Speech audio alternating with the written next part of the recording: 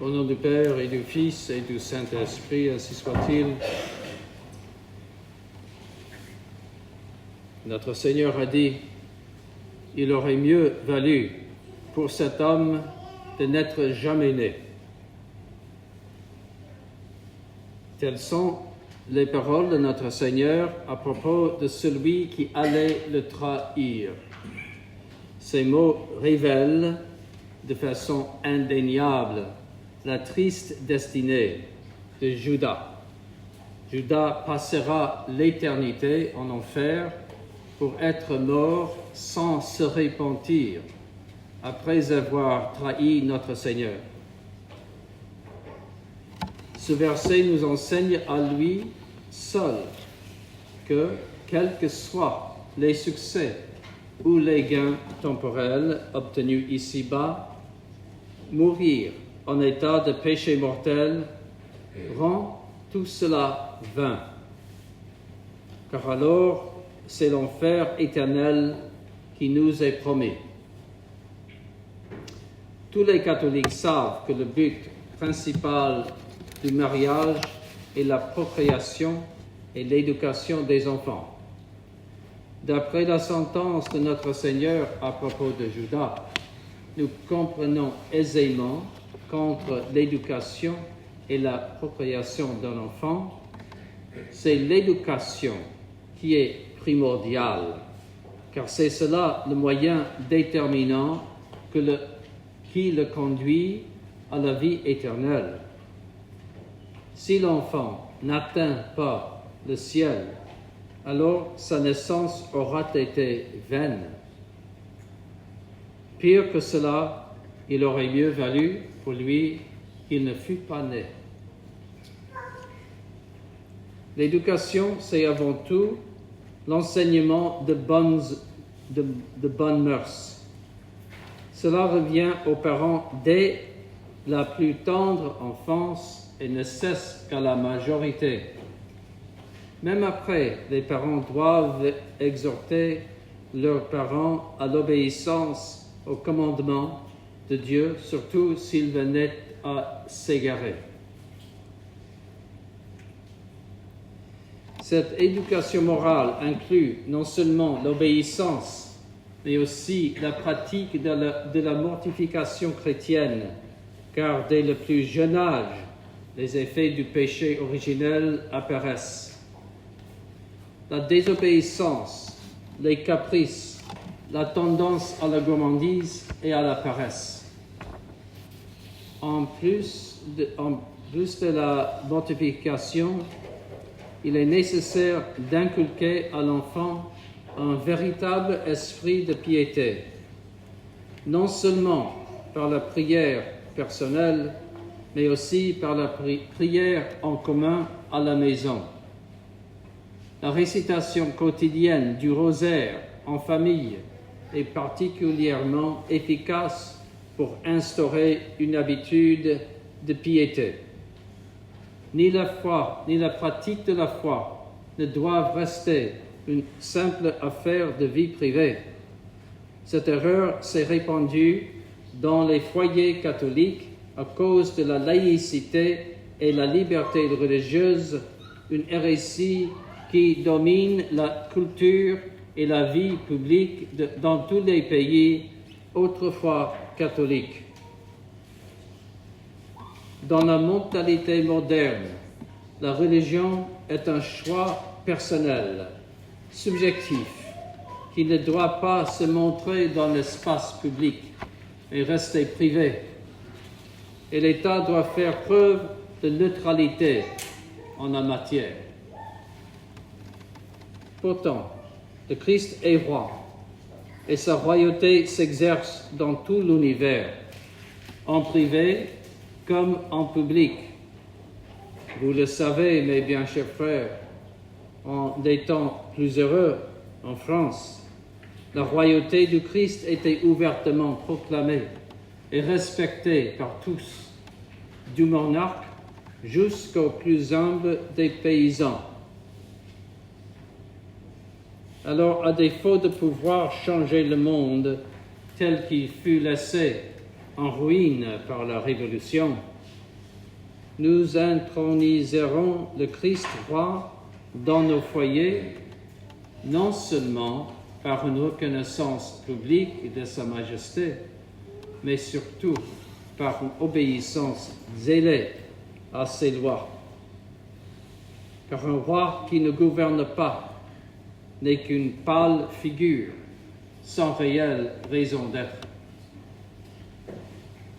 En conséquence, l'éducation de l'enfant commence d'abord à la maison, par ses parents, dans sa famille. Il arrive un âge cependant où l'enfant doit être éduqué à l'école. Citons le pape Pie XI.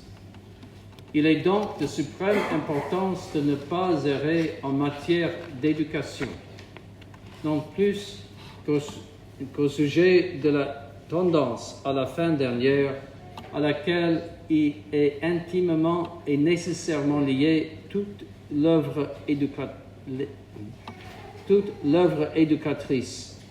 En fait, puisque l'éducation consiste essentiellement dans la formation de l'homme, lui enseignant ce qu'il doit être et comment il doit se comporter dans cette vie terrestre pour atteindre la fin sublime en vue de laquelle il a été créé, il est clair qu'il ne peut y avoir de véritable éducation ni qui ne soit tout entière dirigée vers cette fin dernière, mais aussi dans l'ordre présent de la providence, c'est-à-dire depuis que Dieu s'est révélé dans son Fils unique, qui seul est la voie, la vérité et la vie. Il ne peut y avoir d'éducation complète et parfaite en dehors de l'éducation chrétienne. Le même pape affirme que l'Église a le droit principal d'éduquer, de par son autorité donnée par le Christ et son rôle maternel en tant qu'épouse immaculée du Christ. Pie XI déclare aussi: il en est ainsi parce que l'Église, en tant que société parfaite, a un droit indépendant sur les moyens propres à sa fin, et que tout enseignement, comme toute action humaine, a une relation nécessaire de dépendance vis-à-vis de la fin dernière de l'homme, et ne peut, dès lors, se soustraire aux règles de la loi divine dont l'Église est la gardienne, l'interprète et la maîtresse infaillible. Saint Pie X ajoutait: quoi que fasse un chrétien, même dans l'ordre des choses terrestres, il ne lui est pas permis de négliger les biens surnaturels. Bien plus, il doit, selon les enseignements de la sagesse chrétienne, diriger toutes choses vers le souverain bien comme vers la fin dernière. L'école catholique, en conséquence, ne se limite donc pas à enseigner le catéchisme. On n'y donne pas seulement des informations, mais surtout une formation morale. Plus encore, il est d'importance capitale à notre époque moderne que l'école offre aux enfants une vision catholique sur tous les sujets profanes, que ce soit l'origine de l'univers ou celle de l'homme, l'histoire, la politique, les relations entre l'Église et l'État, l'art, la littérature, la musique, l'architecture, etc. Peut-être en avez-vous déjà conscience, mais nous autres Américains, lorsque nous visitons la France pour découvrir sa culture, nous remarquons que souvent, il y a très peu de choses à admirer datant d'après 1789. C'est-à-dire après le renversement du règne de notre Seigneur et du divorce entre l'État et la foi catholique. La Tour Eiffel, Même les peintures impressionnistes, bien qu'elles soient belles dans le travail de la couleur, reflètent un subjectivisme tout à fait étranger au catholicisme, lequel, ayant empoisonné la culture moderne, a permis toutes les immoralités que nous regrettons. Tout cela pour dire que la véritable grandeur de la culture française et même européenne a pour cause l'effet civilisateur de la foi catholique. Ainsi, cette grandeur disparaît là où la foi disparaît, comme on l'a vu dans les pays germaniques après la réforme protestante. Il est donc essentiel d'enseigner à vos enfants une vision catholique en toutes choses, non seulement dans les choses surnaturelles, mais aussi des choses naturelles.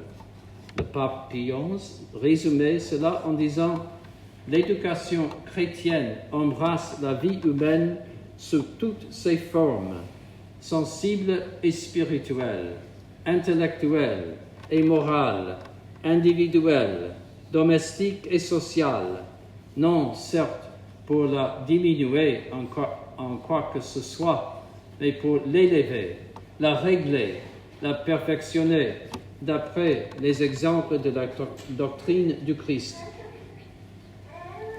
Tout bonnement, souhaitez-vous qu'un athée ou un gauchiste enseigne à vos enfants ce qu'ils doivent penser de Voltaire, de Rousseau, de la Révolution, de Saint-Louis, des croisades, de la Troisième République, ou des péchés contre nature? Certainement pas.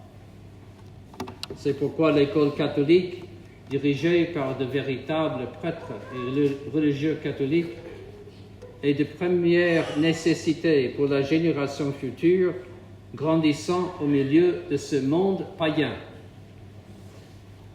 Je vous exhorte donc, mes bien chers frères, à faire tous les sacrifices nécessaires pour fonder et maintenir des écoles catholiques pour vos enfants.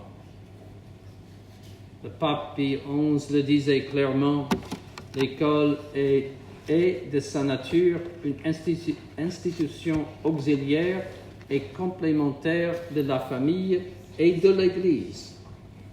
Partant en vertu d'une nécessité logique et morale, l'école doit non seulement ne pas se mettre en contradiction, mais s'harmoniser positivement avec les deux autres milieux, dans l'unité morale la plus parfaite possible, de façon à constituer avec la famille et l'Église un seul sanctuaire consacré à l'éducation chrétienne. Faute de quoi, elle manquera sa fin pour se transformer, au contraire, en œuvre de destruction. En résumé, soyez généreux et faites tout ce que vous pouvez pour créer une école catholique, afin de préserver vos enfants des idées perverses et de l'immoralité du monde moderne. Même ceux qui n'ont pas ou plus d'enfants doivent soutenir ce noble projet. Il en va non seulement des enfants, mais aussi de l'avenir même de l'Église, dans sa mission de sauver les âmes. Je vous rappelle que c'est dans les écoles catholiques que naissent ordinairement les vocations religieuses ou sacerdotales, qui sont essentielles à la vie de l'Église et en constituent la colonne vertébrale. Ainsi que notre Seigneur ne prononce jamais ces terribles paroles au sujet de votre enfant. Il aurait mieux valu pour cet homme de n'être jamais né. Au nom du Père et du Fils et du Saint-Esprit. Ainsi soit.